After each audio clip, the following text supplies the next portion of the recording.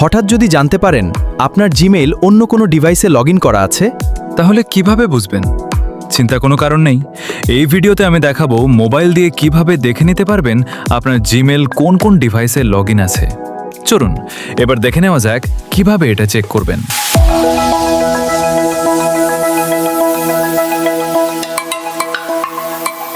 প্রথমে আপনার মোবাইল থেকে জিমেইল অ্যাপ অথবা গুগল প্লে স্টোর ওপেন করুন।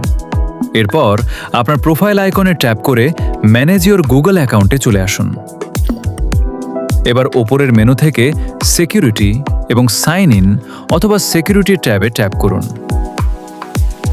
এরপর একটু নিচের দিকে স্ক্রোল করলে ইওর ডিভাইসেস নামে একটি অপশন দেখতে পাবেন। এখানে ট্যাপ করুন। ভেতরে প্রবেশ করার পর দেখতে পারবেন আপনার জিমেইল অ্যাকাউন্টটি বর্তমানে কোন কোন ডিভাইসে লগইন করা আছে। সবার উপরে যে ডিভাইসটি দেখাবে সেটি সাধারণত আপনি যে মোবাইলটি এখন ব্যবহার করছেন সেটাই হবে।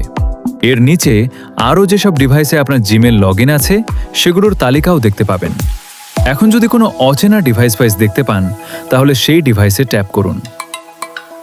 অনেকের ক্ষেত্রে এখানে প্রবেশ করার আগে মোবাইলের স্ক্রিন লক, ফিঙ্গারপ্রিন্ট অথবা জিমেইল পাসওয়ার্ড দিতে হতে পারে। সেগুলো ভেরিফাই করলেই আপনি ভেতরে প্রবেশ করতে পারবেন।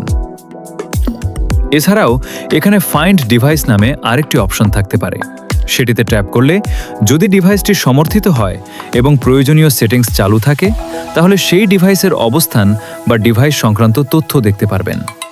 আমাদের উদ্দেশ্য যেহেতু অচেনা ডিভাইস থেকে অ্যাকাউন্ট সরিয়ে দেওয়া, তাই আমরা সাইন আউট অপশনেই ট্যাপ করব। এরপর সাইন আউট নামে একটি অপশন দেখতে পাবেন। সেখানে ট্যাপ করলে ওই ডিভাইস থেকে আপনার জিমেইল অ্যাকাউন্ট লগ আউট হয়ে যাবে।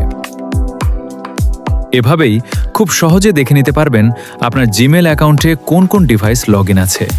ভিডিওটি যদি আপনার কাজে লাগে তাহলে একটি লাইক দিন, আর গুগল, অ্যান্ড্রয়েড ও এআই এর এমন সহজ এবং দরকারি টিপস পেতে স্মার্ট জোন বিডি চ্যানেলটি সাবস্ক্রাইব করে পাশে থাকা বেল আইকন